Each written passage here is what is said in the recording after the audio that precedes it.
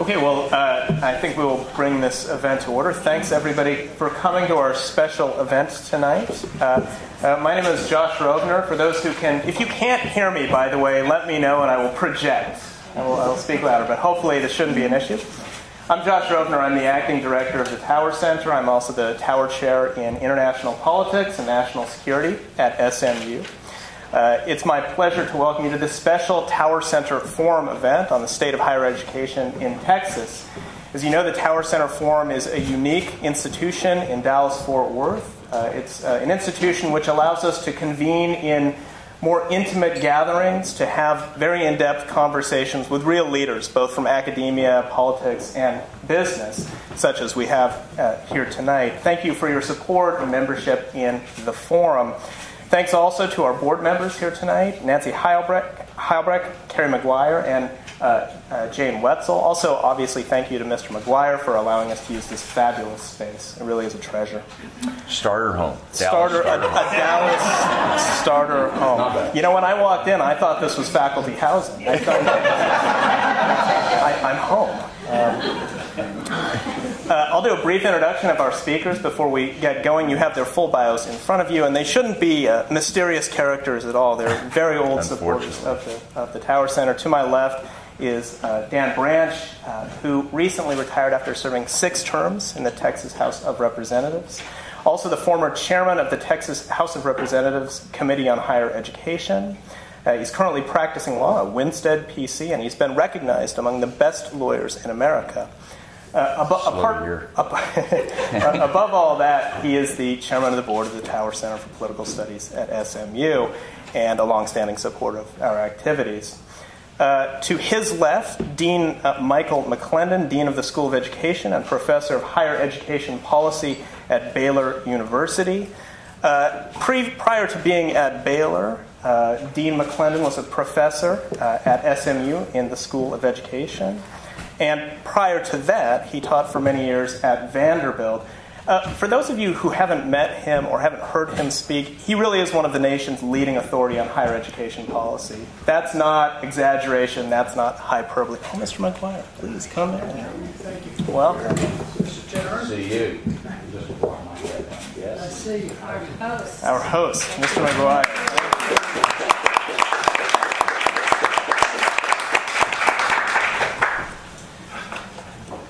Dean McLendon, as I was saying, is really one of the nation's leading authorities on higher education policy. He has written and published in a range of academic journals, but also in sources that we're all very familiar with, newspapers, magazines, and so forth. He is really one of the go-to guys for issues about higher education policy and questions about the future of higher education, especially here in Texas.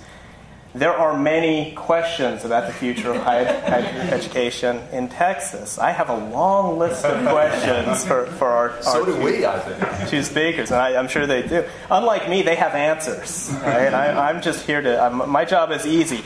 I'm going to ask them a few questions to start our conversation about Texas higher education. Excuse me, Mr. Chairman. Did anybody tell you that I have to leave? Yes, sir. Yes. Okay. Yep. Well, somebody very generously donated $1 million to the Boy Energy Institute. Oh, wow. Great. Which Okay. they're going to announce tonight. And so I have accepted the Cox dinner party, the school dinner party for tonight. So I'm sorry I have to go, but I didn't. I've got a lot of things on education, too. We're going to keep things ethical as long as you're here. One thing you might want to think about, or talk about, in the paper today, Wall Street Journal, this university became the first university in America that had 0 tuition for some of the students. And now, I've been trustee for 35 years or something. Every year, Harvard raises the tuition. So if the Harvard does, we got to do it too. So the national cost of education is up here, and what the students can earn is down here. That's right. So you've got 1,250,000 students who can't pay back their debt. That's a great way to create disharmony between generations. So now, I think Josh is going to hit that issue. It's tuition. I think the chairman has an answer to that. well, we've raised billions of dollars for buildings and so on. One of them's named after me. But you can't keep building buildings. That's right. You got to do something about tuition. That's right. And I've talked about it for 20 years, but nobody wants to do that because it's a prestige item. Because we're preoccupied with SAT scores. Never mind, they could be future leaders or anything else.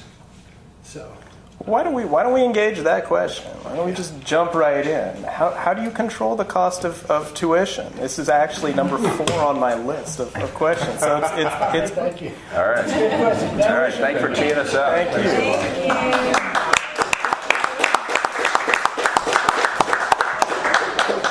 Tuition is on the rise in Texas, in private schools and public institutions as well. I'm curious about your take on this issue.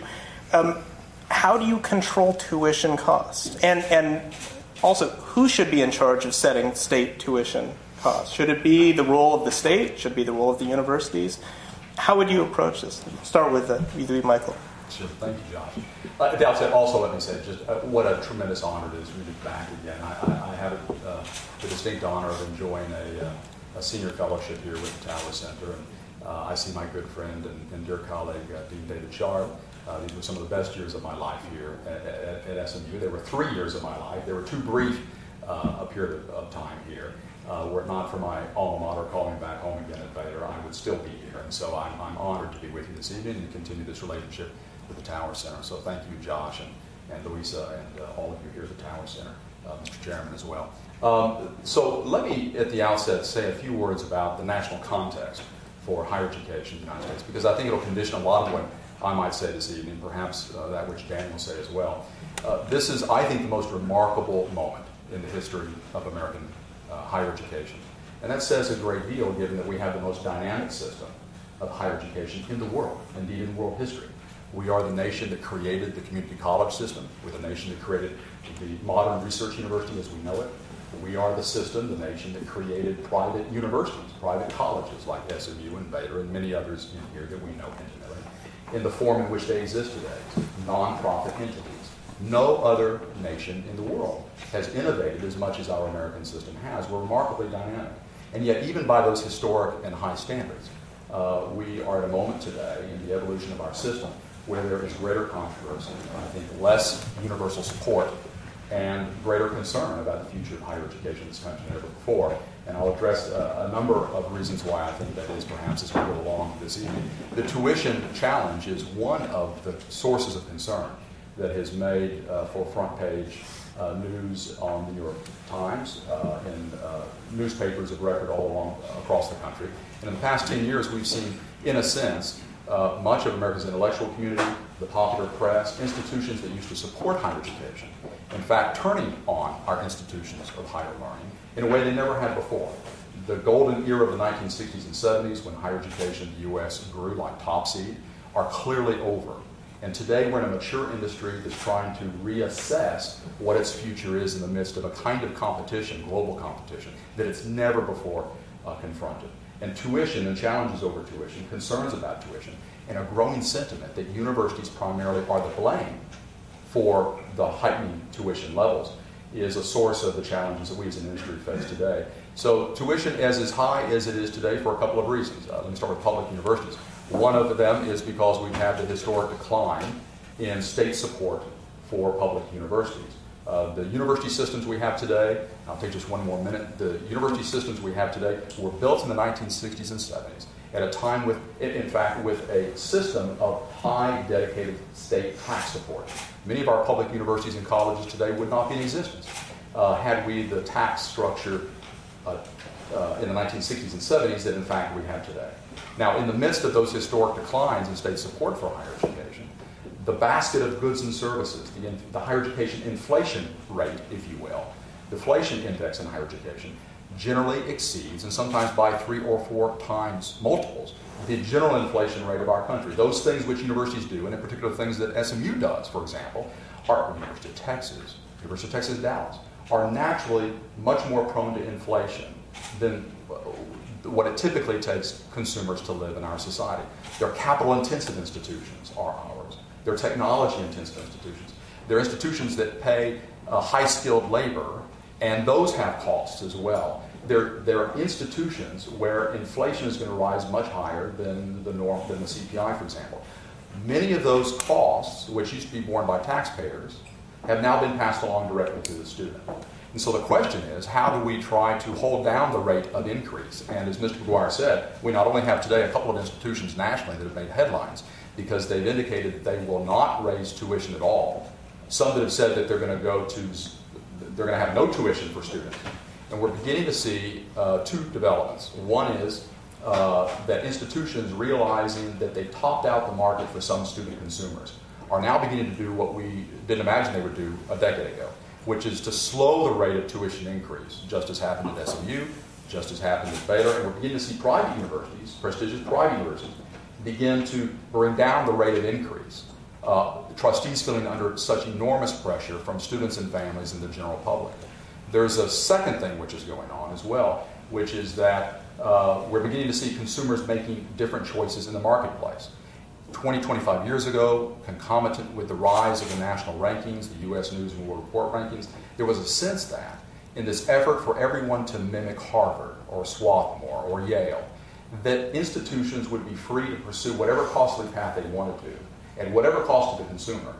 And the drive on the part of consumers, students, to be at the most prestigious institution they can find to be admitted to would simply overwhelm any consideration of cost and, of course, of indebtedness. And that's beginning to change. We're seeing practical evidence, anecdotal evidence, and now empirical evidence that consumers are simply have hit their price point. They're not going to go any higher. They're not going to pay as much as they have in the past, and they're not going to take on the level of debt that we have over the past quarter century, whereby today we have $1.4 trillion in outstanding student loans in this country. And what that means is there's a trickle down of students that used to all want to be at Harvard, who now are willing to go to other institutions where value is more important than simply prestige. And I would end on the note of saying, I think we're living in an era in which value proposition is more important than U.S. News ranking and more important than the research prestige of the institution. And institutions that today are able to identify a value proposition, articulate that in a compelling way, are going to find individuals who want to know what is their dollar worth in the marketplace of higher education. What am I going to get for the tuition dollar I invest? This is going to be a costly enterprise anywhere. What do I get for my investment? And maybe I don't need to be at the top-ranked institution. Maybe I ought to be an institution that's going to help me and shows evidence that's helping me prepare to get a good job and to live a good and valuable and worthy life. And so let me take a breath on that.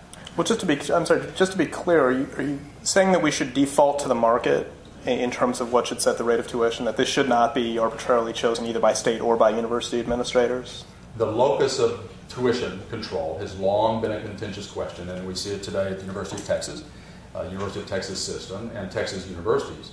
The question always is, the challenge is, Josh, that if we defer to universities to make the decision, generally they will want to increase tuition levels, and for good reasons.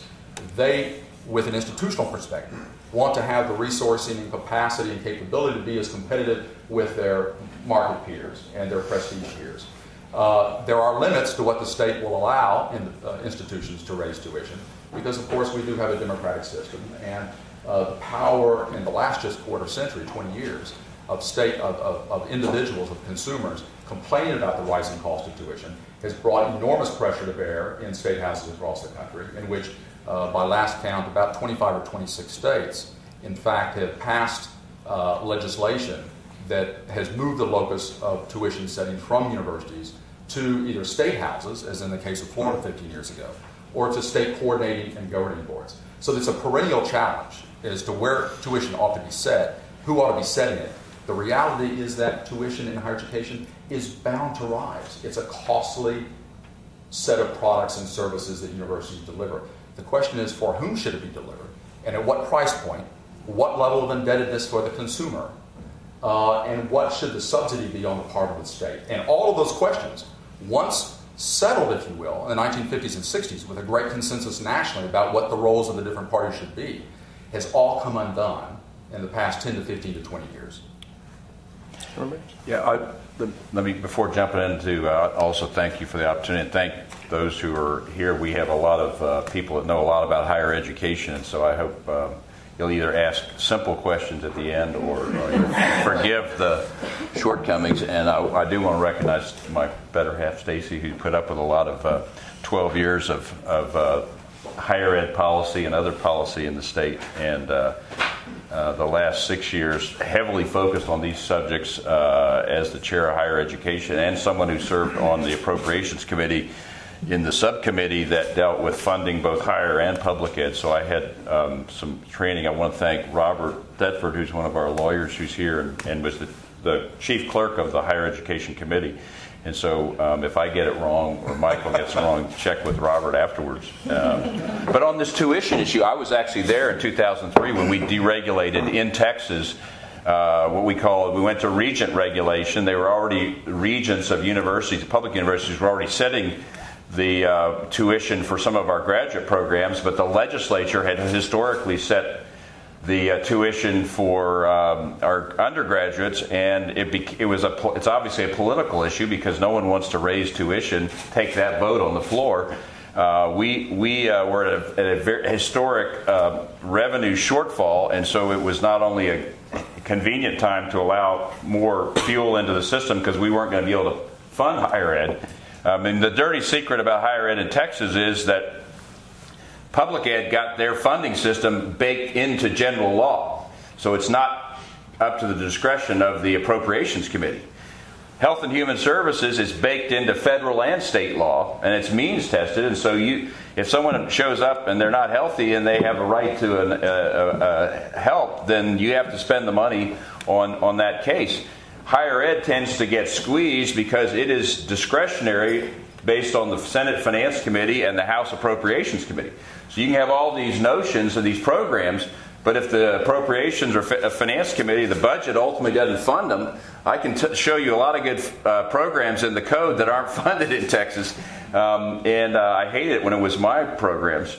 And so the issue became, we're going to let the trustees do that. It was a tough, controversial vote. I voted to give the regents the power. We thought, hey, you're running everything else at your institution. You ought to be in charge of price. And it shouldn't necessarily be a political football where you're actually voting. Imagine if we voted on the ticket price for football games on the floor of the legislature. Well, they would, I can tell you the price would never go up because that would be a politically unpopular vote. And it's similar for tuition. So we made that decision. It's been threatened every term since then. There's people on Republicans and Democrats who have strong views on whether or not we should go back to legislative regulation of tuition.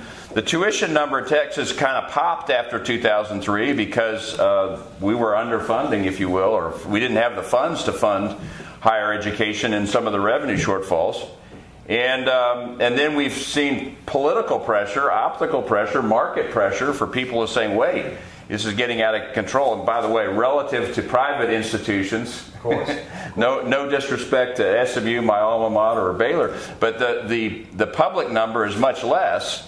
And I'll tell you right now, it's between $3,000 and $5,000 is a semester tuition in Texas. That's whether it's Texas around $5,000 or just under $5,000, or Texas State University or Texas Tech, which are more in the $3,000 range. And so these increases, a 2% increase at Texas that they're talking about potentially would be $100, but it sounds worse in percentage terms. And so that's where the number is. You've obviously got other costs, and I put one child through Vanderbilt, and it was several years ago, it was about $19,000 a semester for tuition only, not to mention board or other issues. And so one of the great things about Texas, Josh, is that we're considered, our community college system, I think at around $1,500 a semester, is one of the best financial aid programs going because we have a really competitive price point for our community college system, which is, in Texas we have 1.6 million students in higher education. The majority of those are in the community college system. 50 community college systems, 80-something campuses spread all over the state. And they do get a little bit of tax revenue to help their business model, local tax model, local tax revenue.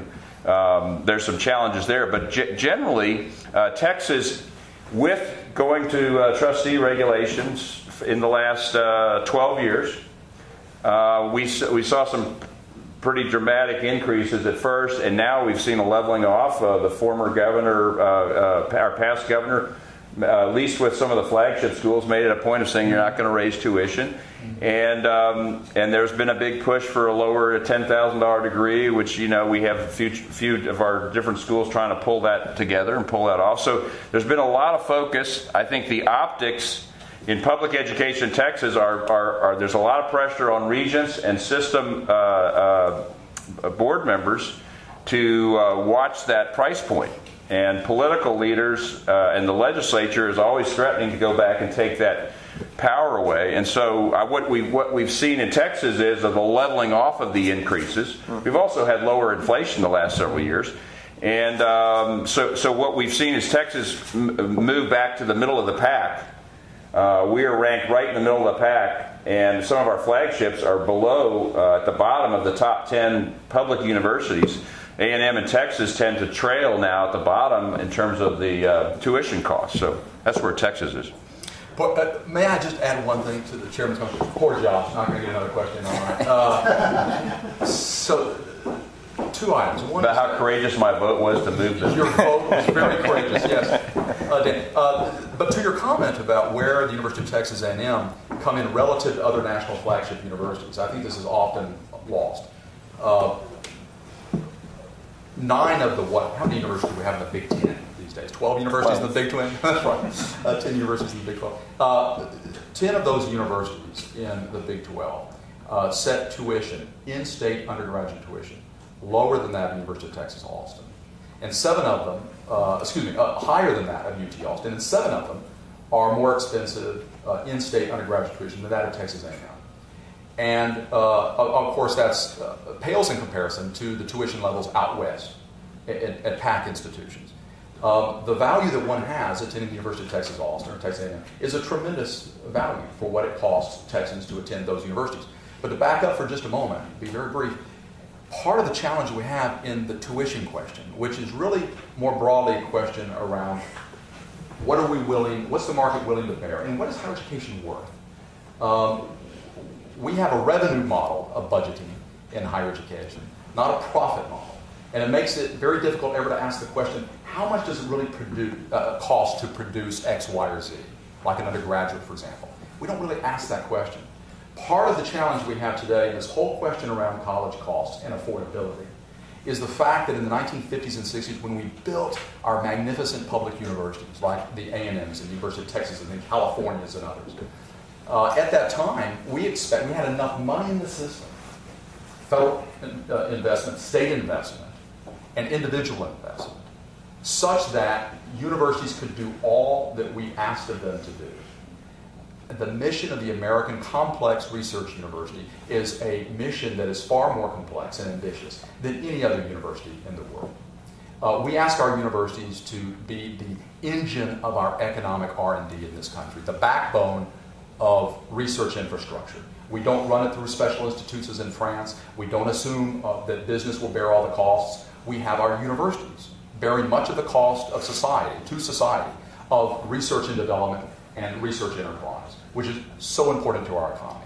We have universities that are also supposed to be educating undergraduate students and providing graduate education and doing community outreach and agricultural extension models and disseminating best practices in all kinds of other industries. And the fact is that in the 50s and 60s, when we built our system and charged our public universities to do all they continue to do today, we provided them, society did, with more resources and more resourcing than we do today.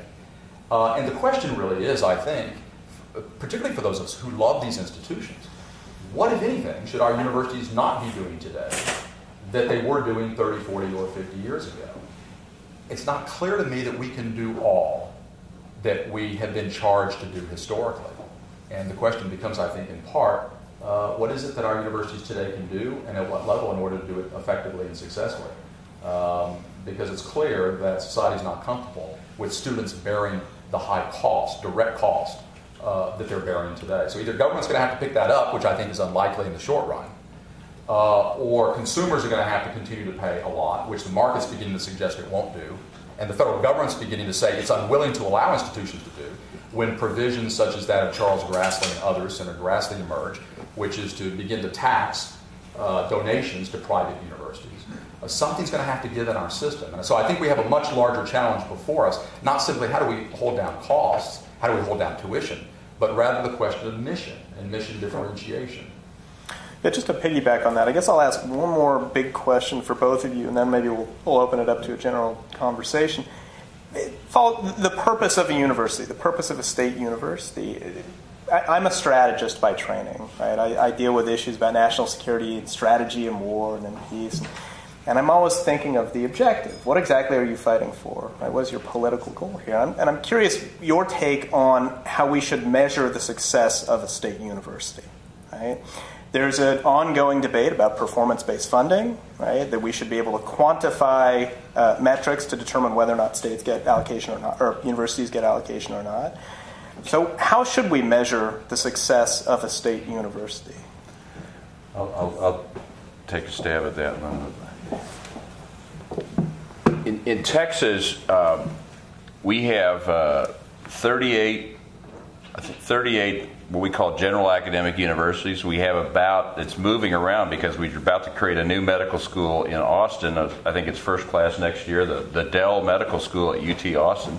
And then there's going to be a new one in the new UT RGV, Rio Grande Valley, where we've combined Pan Am and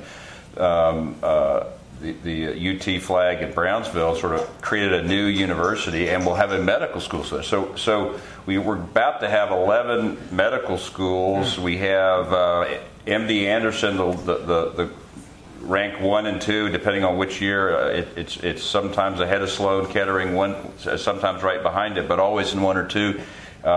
So we have Tyler, which is a research and hospital in East Texas. So there's a lot of higher ed institutions, what we call health-related institutions that aren't necessarily medical schools. We have dental schools, pharmacy schools, one veterinary school at A&M. So there's a lot of institutions that you have different missions and therefore different strategies in terms of. But ultimately we're coming off of this year a closing the gap strategy. So our big strategy, policy-wise, started in 2000 when Governor Bush was still in office here as governor, closing the gaps. And the idea was to take us from a place where we were behind and bring us back to parity or mediocrity, you might say, if you weren't being so diplomatic. And we've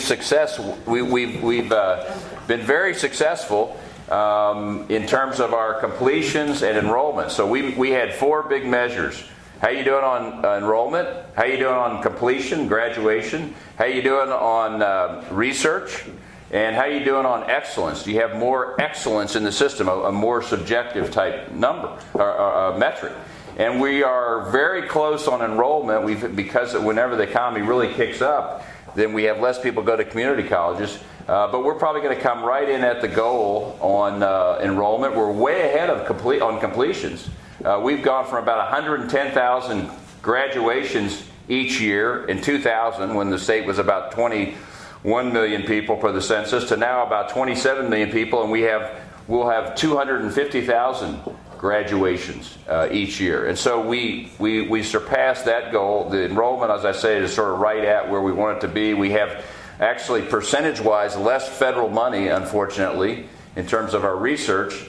We have more money, but in percentage terms, compared to all the federal money, we wanted to be at 6.5% of federal money, and we're actually at 5.2%. We were 15 years ago at 5.5%.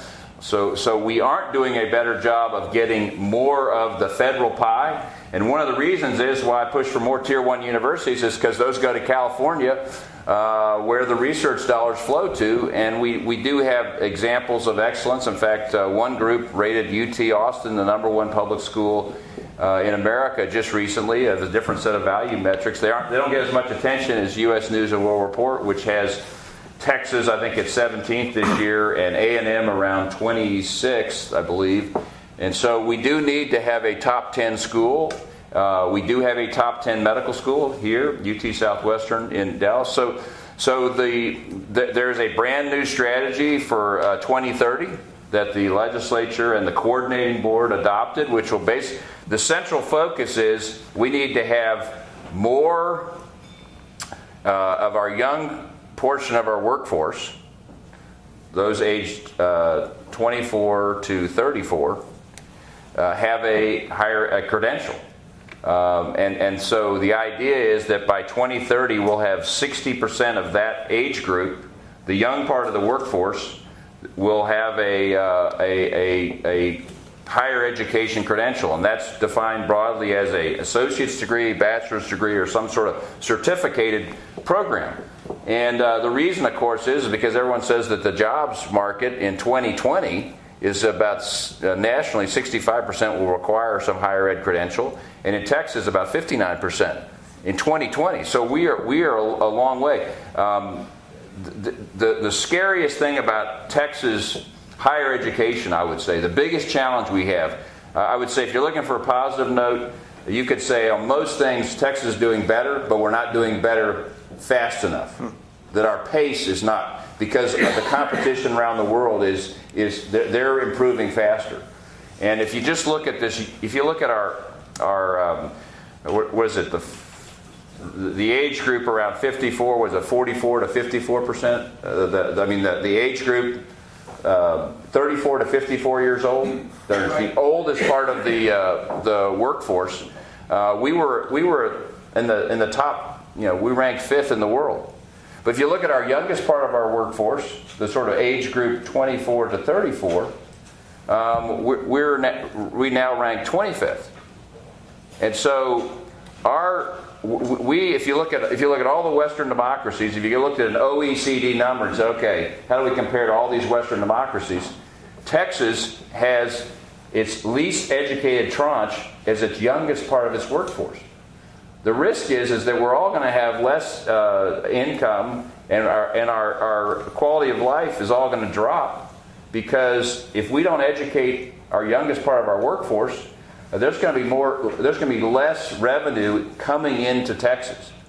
And so to me, that's the great challenge in terms of strategy. We've got to have a young, educated workforce. We make up for that, some of it, by migrating in. We had net migration last year of about 200,000 people. People come in, 500 come in a day, 200 go out. But net migration, about half, 50% of those have a higher ed credential. So you can tell we're doing better on inbound migration of higher ed credentialed workforce folks than we are on the production side. And so, but we can't rely on that. We've got to produce, and we've got to make sure that young Texans have the opportunity to move up, which is why we got to have more Tier 1 universities, and we got to have more universities that are attracting what Texas Tech. If someone can't get into the UT or A&M, we want them to go to Texas Tech. We want them to go to Texas State. We want them, of course, to go to SMU and to Rice and to TCU and Baylor. But we don't want them all leaving for Kansas and Arkansas and Ole Miss. And all those SEC schools are in here recruiting, trying to get our students who don't make it in the top 10% and get an automatic admission in one of the Texas schools. So it's a challenge not only to our 10% college admissions program, it's a challenge to our Tier 1 effort. We've got to educate more and have an educated workforce, particularly in the young segment of our workforce, or our future's not that bright. If I were asked for a tagline in the last half century of American higher education, it would probably be something along the lines of research prestige trumps strategy. Josh's question is such a good one about strategy, and I think many would argue, many would assume that higher education surely has never had a strategy. Higher education, universities and strategy don't really often go alongside one another in many of our minds. But in fact, America did have a strategy. Our nation did have a strategy. It was a very effective one in the 1950s and 60s. It was, if you will, the California strategy.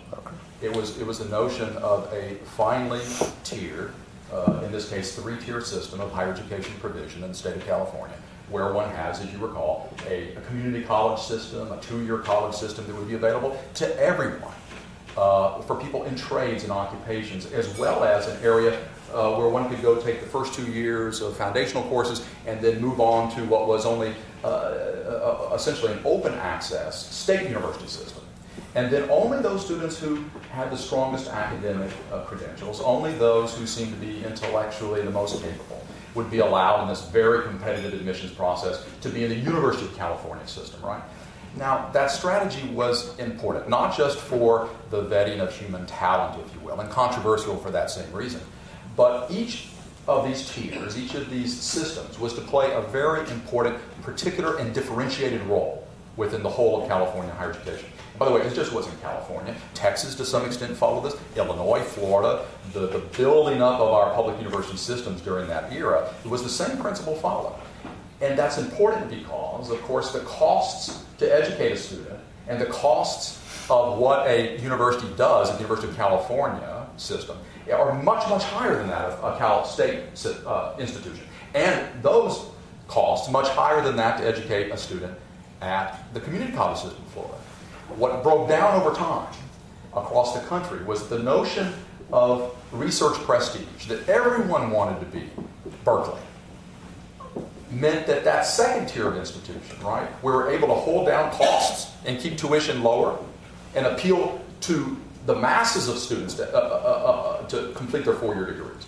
Those institutions moved away from fundamentally the teaching of undergraduates into the research enterprise. And that began to enlarge costs for the entire California system. And now today, of course, many community colleges, some in Texas, some in California, many in California, some in Florida and elsewhere, now 2-year colleges offer 4-year degrees.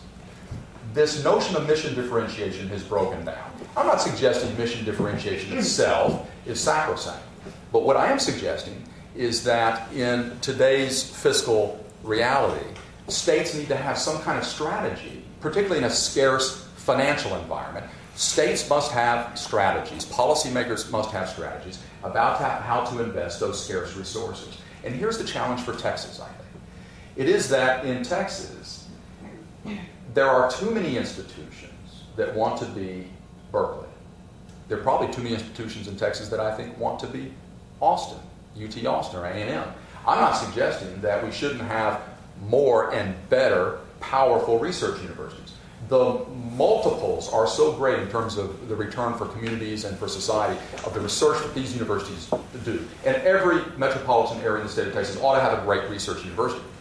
But the costs of building a research university, not a mediocre one, but a great one, are exorbitantly high. It will cost hundreds and hundreds of millions of dollars over time for us to build more universities that have the excellence in research that a UT Austin has. Now, I'm not suggesting we shouldn't do that, but I'm saying that at this very same time, back to my opening comments, at the very same time in which we as a state, and we as a nation, and states everywhere, are saying our chief objective ought to be getting more students into the system, fixing the leaking pipeline of 4-year, 5-year, 6-year, 8-year completion rates, enrolling more students who have been historically disadvantaged or left out of higher education, in Texas particularly Hispanic population, Latino students, African American students. If we're going to do that, which means investing money into undergraduate teaching and mentoring and bridge programs that ensure the success of students as first-generation students who are going on to college, because we know that simply admitting them and enrolling them isn't enough. They often will not complete college unless we do more for those individuals. If we're going to do that, and we're in the midst of a great college access, college completion policy agenda in our country and our state, if we're going to do that, it means there are limited resources to build our research universities in the state. And I think Texas is not alone in facing this challenge. What are the fundamental goals of higher education for this state? What is the state's expectation about the role that higher ed should play in Texas? Is it to get more students in and complete it, or is it to build great research universities, or is it to do both? Half a century ago, we could do both because the money was there. Today, I'd argue the money is not, and we're having to make tougher choices than we've ever made before. And I think that's one of the great challenges we face as a state today. Just one quick follow-on. Just forgive me for 2 more seconds. The emphasis on increasing completion percentages, is there a concern that if you emphasize that too much, you'll encourage bad incentives at state universities? That is, encouraging dumbing down of curriculum, encouraging grade inflation, making it too easy to get through within 4 years. Is that just a necessary risk that we need to take because of this number problem? Yeah, we've got really terrible completion numbers in our community college system, something like 28%.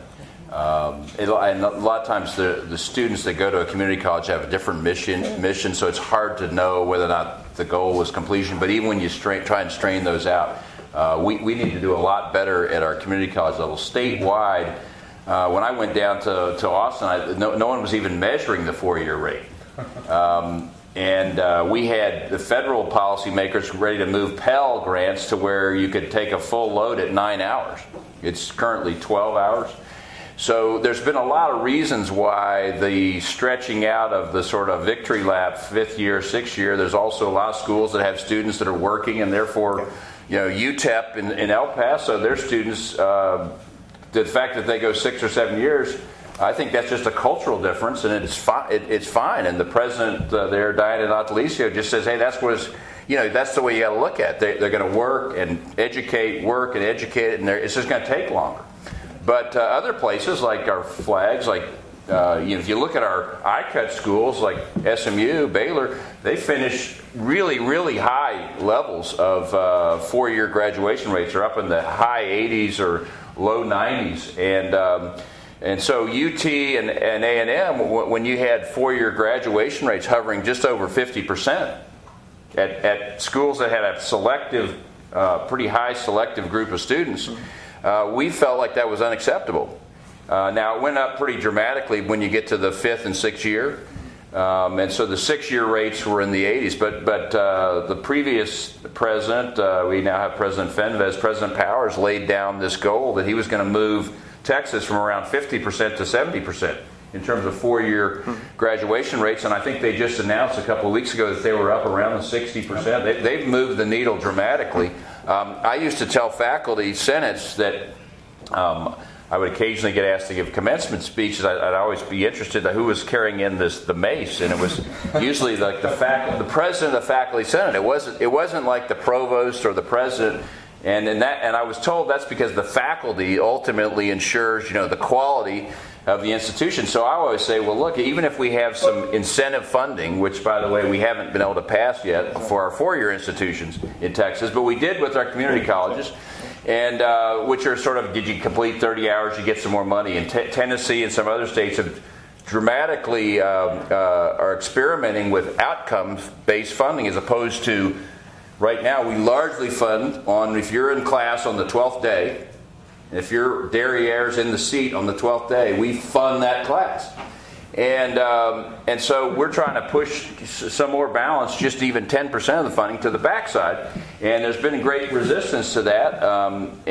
But one of to answer your concern, I felt like, hey, when I would speak to faculty senates, and occasionally even a combined, meeting on Orange and Maroon Day in Austin with the combined leadership of the A&M and faculty senate, A&M and UT faculty senate, and I would say, hey, I'm not worried about quality here because I know you guys would not be moved by the mere opportunity to get some more money and allow your student to get a higher grade. Because you're under all kinds of pressure for whether it's parents or students or athletics to try and have some grade deflation. But I know you guys are going to stand up to that. And so, I think you worry about it a little bit, but you also worry about the fact, Josh, that we've got people using scholarship dollars and staying 5, 6, 7 years when they're a high quality student and they're not working necessarily, but they're just taking longer, and we can't afford that. I mean, that's taking up a slot of someone else. If that student can get out in 4 years, and we can give that Texas grants money to the next student, then obviously we can be much more efficient. So we feel like, and I mean, David Daniel, when he left UT Dallas recently, he said he was embarrassed by the UT Dallas is probably it has the highest SAT numbers in the whole UT system, highest in the state. It's also the most expensive tuition. It's fixed for 4 years, but its graduation rates were not where they needed to be, and they're now moving dramatically up because of, I think, a determined will of leadership that we can't afford to have someone who's able to stick around for 6 years. They got to get out in 4 years. Chairman Branch was courageous and wise in leading the discussion in Texas around performance-based funding, I think. And it's dramatic how much has shifted in higher education policy nationwide and in Texas in such a short period of time. For example, we have Margaret Spellings, who was pilloried by much of the higher education system for 7 or 8 years ago, a few more than that now, a decade ago, suggesting that we should be focusing more on incentives and on outcomes in higher education. Perhaps some suggested the language and the framing of the so-called Spellings Commission itself was part of the inciting on the part of the faculty and higher education leaders around the country. But fast forward now just a decade later, in which we have a Democratic president with Arne Duncan as, in this administration, Secretary of Education, who has pushed education, and in particular higher education, beyond any imaginable frontier with respect to the idea, which is, of course, is not moving forward, but the idea, for example, of a Department of Education, U.S. Department of Education, that would identify rankings of colleges on the basis of how well they're performing on certain dimensions of enrolling students by race and by poverty, income level, how well they graduate them, and might also condition the billions of dollars, $50, $60 billion in federal aid annually, on the basis of how well those colleges perform in those league tables. I mean, this is something that higher education would never imagine. So I use that, I indicate that to say how much has changed in just a period of time. Likewise, in Texas and in other states, around the issue of performance and incentives, where Chairman Branch was just a few years ago in pioneering discussions in the state around performance funding for higher education. Some states have moved far beyond that now, as Texas still tries to make up its mind whether it wants a performance funding system or not. We have states such as Ohio, and in particular Tennessee, my former home for 13 years, where the state recently has done away with all of this sort of seat allocations. In other words, all the state appropriations, generally in most states, are on the basis of an enrollment formula. Tennessee, many of you may know, has moved to a system now that's based entirely, 100% of state allocation, all money for public universities in the state, now allocated on the basis of performance on the part of those universities, with clear goals and metrics relating to things such as enrollment of students by certain racial, ethnic backgrounds, income levels, how many students complete college in 4 years, what the persistence rate is, what the completion rate is in 4, 5, 6 years, other measures of efficiency and effectiveness within higher education institutions. So the whole conversation, Josh, has moved forward so dramatically in just a short period of time. It's really remarkable. Texas, I think, would do well to focus more on performance of public universities, as we're in private universities asking the same kinds of questions. Whether it's accreditation by regional accrediting bodies, whether it's the U.S. Department of Education, whether it's consumers, students, and families, we are under such enormous pressure, colleges and universities are, public and private, to demonstrate evidence that we're having an impact for the investment that society and students and their families are making in us, institutionally. Those of us who cannot do that, I think, are at risk of bad things, like students not coming at the rate at which they used to, or loss of funding, either from government or simply not being able to be competitive in a market in which the number of high school graduates is now declining for the first time in a generation. So there's more competition between and among universities to enroll students. So I think institutions, one of the most important things that any institution should do, I think, and I talk about this a lot, both within Texas and around the country, is to talk about our value propositions. Why in the world should Baylor exist today? It was founded 167 years ago. Why should SMU exist? Why should University of Texas Austin exist? Why should Calvin College exist?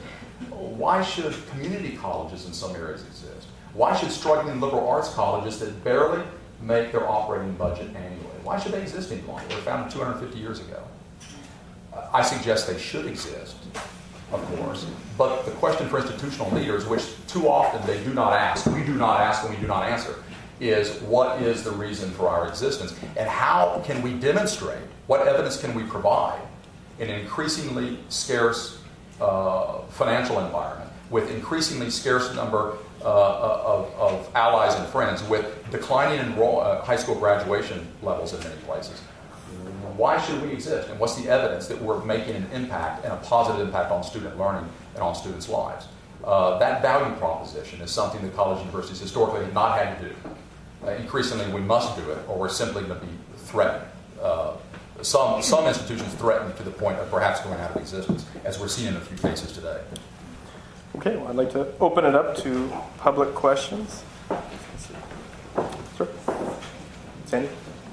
On KDRA, And please speak up since we're not in, so project. On KDRA today, there was a very interesting discussion of affirmative action in anticipation of the Supreme Court's taking up the issue again, which, as you know, has had a lot to do with what's happened in Texas on that issue.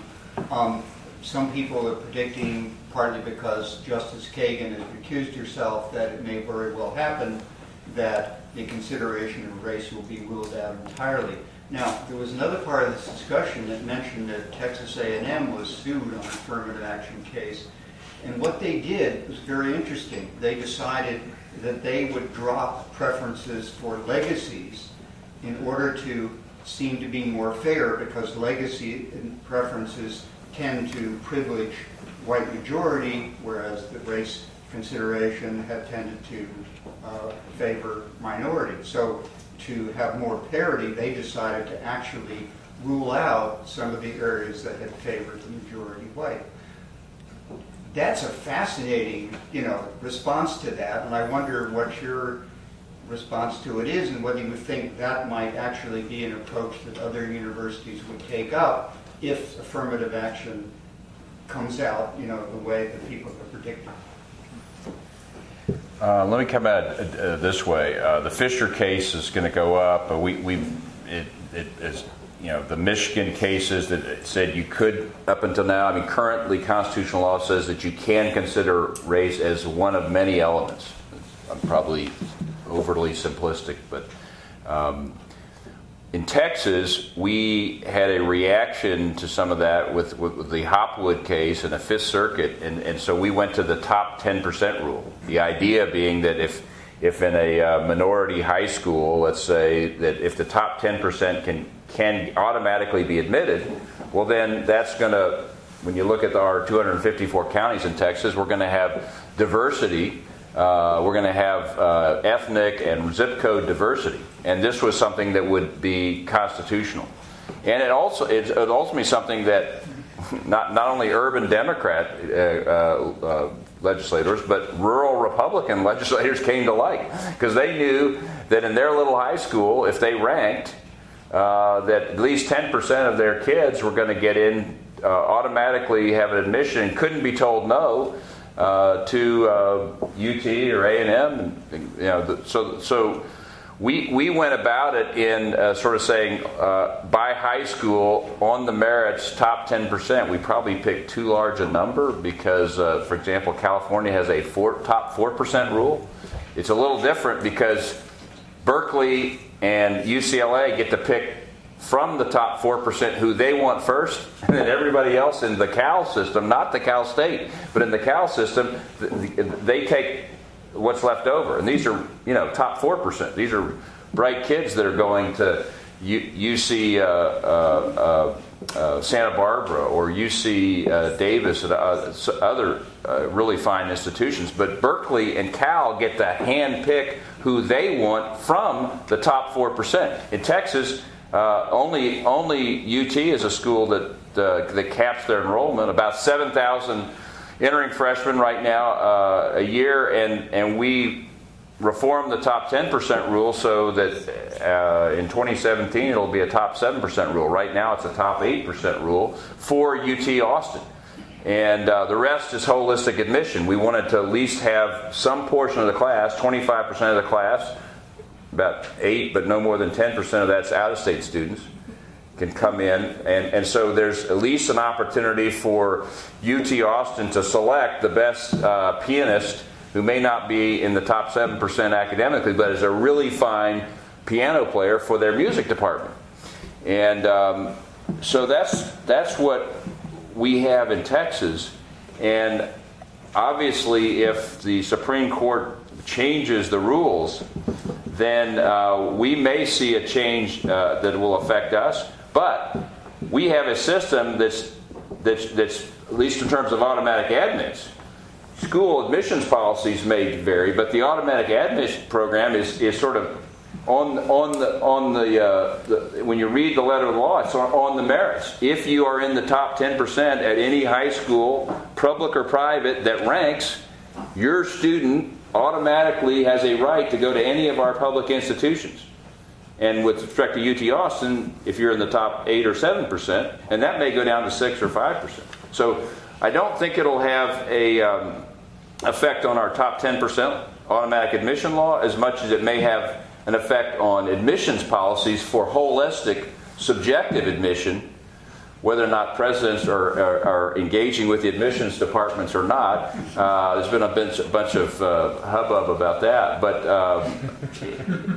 sometimes not in their interest to do so. Yeah, right. But anyway, I think that's where I think you'll want to watch. We have 6 systems: A&M, UT, Texas Tech, Texas State University. So all our different systems, University of North Texas. So you may look at systemic policies on their holistic admission piece, and all of a sudden, if that were to change, well, then race would drop out. The admissions piece and the financial aid piece are, of course, intimately tied. And institutions are showing, we're reading tea leaves with respect to the standards that may be amended or overturned by the High Court. But I think we've seen a lot of, and we're seeing, Kerry, some innovations on the part of universities, private and public universities, in the ways in which they think about how they direct monies to populations in clever ways. Increasingly, we see some institutions that are moving financial aid to certain to student populations represent regions of the state, for example. They're not designated on the basis of race or ethnicity, but perhaps regionality. The obvious indirect reason for this being that it does in fact apply disproportionately, so the money would reach individuals who may be from those underrepresented backgrounds. The use of zip codes or certain portions of a metropolitan area that may represent where a given trustee, or a donor may have grown up 30, 40, 50 years ago. The demography of that area has changed, and that individual wants to privilege people coming from one's area, one's hometown, is another way of directing those resources. So I say that as an example, those as examples of the ways in which I think institutions will continue to try to experiment with, be clever around, undoubtedly be sued. There'll be more litigation to come, not less, should the standards change. But it's going to be really interesting to watch these next couple of years for sure. Please. I was very pleased, Chairman Branch, that you mentioned the differences in the necessity of different metrics in judging different schools. I've worked 40 years in higher ed in Texas at UT Arlington, Permian Basin, El Paso, and the last 32 years at Dallas. The difference between UT Dallas and UT El Paso is massive. And to judge those with the same metrics is not fair, simply not fair. And I appreciate your remark on that regard. We tried it as Tennessee. They had like a 2-week special session, and they passed this legislation by saying, basically the legislation was, we're going to use outcomes, and then they said, you guys go figure it out. It's amazing that they passed this very simple, broad legislation, and then it all got worked out at the agency level and then with the schools. And what they did, of course, was they allowed each school to identify their mission, and then they held them accountable to it. And so, I'm sure there were some metrics in there that some presidents put in that where they thought they could hit, shockingly. But anyways, that's one of those. Ohio and Tennessee are places that a lot of people are watching. I would say in Texas, I didn't expect the community colleges, which often are some of the toughest groups to work with, to accept 10% of their funding to be based on outcomes. They have about, 6 to 8 metrics, which are back in. So today in Texas, community colleges, 10% of their money comes based on outcomes, which are they're the ones who've been the most challenged with outcomes. What I really didn't expect was we have another system, little known Texas State Technical College system. It's largely thought about in Waco, and pretty close to Baylor, where when the Western White House was in Crawford, the Air Force One would land at Texas State Technical College Field. And they also have a big facility in Harlingen, the old Air Force Base there. So when you land in Harlingen, half of that old Air Force Base is Texas State Technical College. Half is the airport where Southwest Airlines lands, and you go to South Padre. But they've got other facilities all across the state. The employers are grabbing their graduates even before they get their associate's degree all over the states. It's wildly successful. They came in and agreed to 100% funding based on outcomes. They don't get a dime from the state of Texas unless one of their students gets a job. And that was one of those surprises that I didn't expect. And it's been going on now. I think we're in the 3rd year of this, and they're not complaining and asking for more money.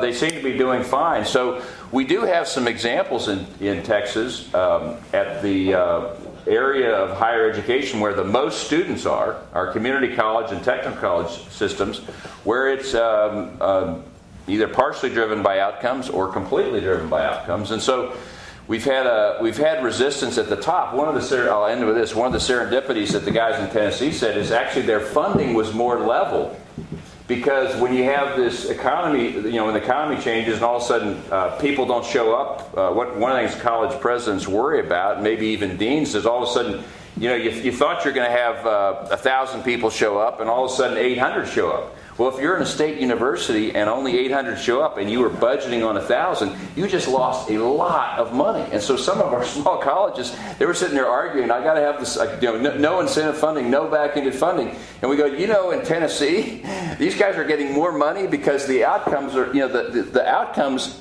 a series of outcome metrics became a more stable system of funding for the institution than guessing how many people were going to be there on the 12th day of class. So it's kind of interesting. Sometimes be careful what you fight against, because that would have saved you. As Josh mentioned earlier, one of the things with any incentives-based system is we're going to have gaming within the system.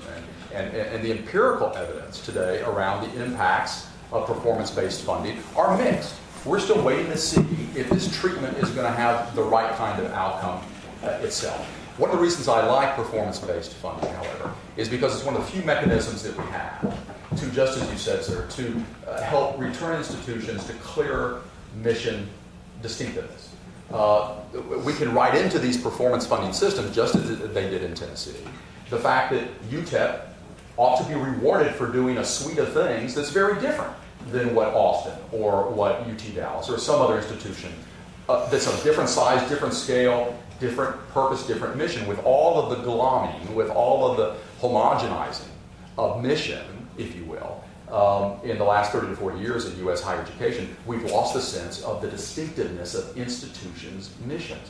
They were created to serve different purposes. Today, too many of them serve no distinctive purpose, and they try to do everything for all parties. Performance-based funding, I think, provides one of those few tools we have in our toolkit to remind institutions that they ought to be about the business of X, Y, or Z, and then to reward them or sometimes punish them accordingly. It will be gamed. There are challenges associated with it in other states. But I think in an era in which we have scarce resources and need to be smarter about strategy, Josh, performance and incentives, and aligning funding with mission is a really important thing we ought to be at least talking about, if not doing in most places. Sir, on the aisle. Yep. Right.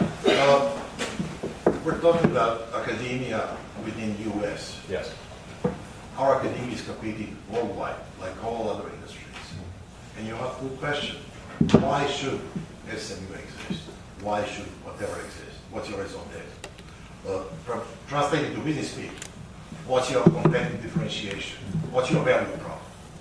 Adam Smith starts The Wealth of Nations with the Pinmaker example about specialization being the key to productivity being key to the wealth of the nation. We spend a third of credit hours for undergrad teaching them high school on steroids. No, they call it common curriculum or whatever they call it. No other significant nation does that. Russia, China, Europe, Japan, nobody does that. That means they are wasting a third of credit hours where they could learn the skill with which they make money. What they do, like my kids did, they either hire younger sibling in high school or a parent to go to community college online class to get that science thing, because my Tanya was doing accounting and she didn't give a damn anything about science. Why do we pretend to have to shove liberal arts, high school on steroids to everybody is to our competitive disadvantage drastically? That's the thing to think about as well. Wonderful question. It's a hard one to answer. Chairman, would you like to take that? Yeah, it's a hard one, and you got all kinds of issues on that, Ray. And some countries, you take a major exam at a certain fairly early stage of life, and then you're either going one direction to the trades, and you're going another. Germany, right? It beats us in performance. Yeah, and so. You bet. So, anyways, it's a tough one, and I'll tell you, in the current in my party, if you are going to have big government direct your child, the Tea Party black helicopter crowd gets very concerned about that sort of approach that Germany has, and families are choosing. Not the government. No, I know. Everyone at some point, there's a choice, and we just blur the line, and we go through the motion of saying liberal arts is important. It's not all about a trade. It's also about values, character. I know issues that you worry about. And so that at some point, being a citizen and understanding civics and engaging as a citizen is part of the role of education and higher education, and it's not just about a skill. We probably err to our disadvantage on the fact that we don't sort of force more specialization quicker, and therefore there's an inefficiency in the system, but a lot of us put up with it because we have that sense that our children were late bloomers and that they could somehow still rise and come up and not be forced to go a certain direction based on a test in 7th grade. So I don't know.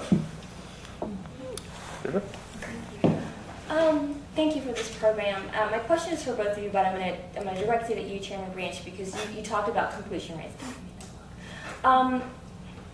One thing neither of you mentioned is that, but you've alluded to it, is that we have a huge influx of non-traditional students. Mm-hmm. Two of the biggest blocks of students right now that are attributing to that dropout rate are military, who are returning to education and are struggling because of a variety of issues and are finding that the current system doesn't have a model for them. And then first-time generation attendees, individuals who are going to college for the first time. Both of these types of students are dropping out at alarming rates because the current model, which just talks to your value proposition, does not fit their learning needs, and it doesn't offer them a community that allows them in which to learn. Can either of you speak to that? Maybe Chairman Branch, you can start. Well, let's just say technology is changing a lot of So we all know about the inversion of the classroom, and so technology is changing. MOOCs, massively open online courses, but MOOCs are a diverse community because it is. But I would just say, I mean, Texas State just announced that they're going to have try and have most of their entering students done with the traditional first 30 hours through MOOCs. While they're in high school, we have much more joint programs, and so the flexibility in hybrid classes, online coursework, I mean, there's a dramatic shift that's taking place, and I think that's part of the excitement of higher education. Measuring someone based on your competency as opposed to just sitting in class. Even the stuff we're doing in developmental ed, focusing on fixing the problems. If it's fractions, focus on fractions and then get them into credit courses as opposed to holding them for a whole semester where none of the work they do is for credit. So I think you're seeing a lot of movement in trying to solve this issue because you don't want to have a poor retention rate, or you're not completing your students because there's pressure from policymakers and from the marketplace to push back. So I think military, I know the Texas A&M Central Texas, one of our new universities, is really focused on military completion and dealing with those issues, and I think we're going to see a lot of innovation because of that. So I'm optimistic that technology will allow us to be much more customized in our delivering of education, and I think it should speed it up. It should be a peace dividend. What people then worry about is you don't want to take the master teacher out of the room and the influence of a great teacher on. But I remember in law school, we were told this guy named Irving Younger was the great law professor at Harvard, and so I went up and looked at his tape and then watched it over and over in the library at SMU. I didn't go to Cambridge, but I saw through a MOOC, if you will. It was a not quite 8-track or something, but. So anyways, that's one of the things that we're, I think, excited about is that we will have innovation. But you're absolutely right. And I don't think we have time necessarily to go through the solutions. Lots of institutions and states are working on this. But one thing we haven't mentioned today, because we talked a lot about sort of the proximal problems and solutions in U.S. higher education. And Joshua will be brief, there is a distal set of factors here that are almost as important as anything we discussed tonight. And that is that we do a poor job culturally, talking about the value of higher education. We do a poor job of creating incentives. I'm an incentives kind of guy, I'm a market guy. We do a poor job as a nation of encouraging incentives, particularly, what some nations do in setting aside for every citizen a college savings account that will mature over the course of the child's teenage years, and then would be available to them in order to be able to attend a college or an institute or some kind of vocational training of their choice. There are a whole range of things that we can do as a society in terms of federal investments that are incentives, talking about higher education around the dinner table, particularly in communities where there are not high rates of post-secondary attendance, and then also creating the kinds of programs at the institutional level that we know have to be in place in order for these students, once admitted, they got to fill out the FAFSA, they got to do their SAT or ACT test taking, which are Herculean challenges for some individuals in some communities. And then if they do all of that and they get there, and by the way, in California and many other states, as we know, the requirements for high school graduation are not aligned with the admission standards of the colleges in that state. So once you get through all of these structural challenges, we still have individuals who don't have enough personal savings to be able to attend in an era of governmental retreat from financing of higher education. And we don't have enough of the positive reinforcement in homes and in communities to encourage. If we began talking as a nation, as families, as communities about the importance of education to our 2-year-olds and our 3-year-olds and our 4-year-olds, and then we provided private capital in their hands to go alongside public and government investment that matured over the course of their lifetime, and they knew as children that there's money there invested for them that they can use for the purposes of higher learning. That would change so much. We're remediating. All the challenges we talked about tonight are essentially remediation. There are ways to try to correct failures in the system. But if we socialized, if we educated, and if we incentivized people to plan for college academically and financially years ahead of attendance, we would be far more competitive on all the important dimensions today. And that's where I was, and again, Chairman Branch, you're correct. The technology is an enabler. I did online programs almost 20 years ago when no one was doing it. But the cultural divide is where the children are struggling the most, and that was the piece that I appreciate. And we have a whole Generation Texas piece where we're going into the Valley and promoting the notions of early age. Huge part of that. If you're interested, go look up gentex.org or go to the Texas Higher Education Coordinating Board. It's actually a good site to go look. As an almanac, every single university's got their statistics. You can go check every school and compare apples to apples or apples to oranges, if you will, of our university. Well, unfortunately, we are out of time. This has been a marvelous discussion. I think this has benefited all of our collective educations tonight, and it just comes to me to thank our speakers, Dan Branch, Michael McLendon, and to thank all of you for your marvelous questions.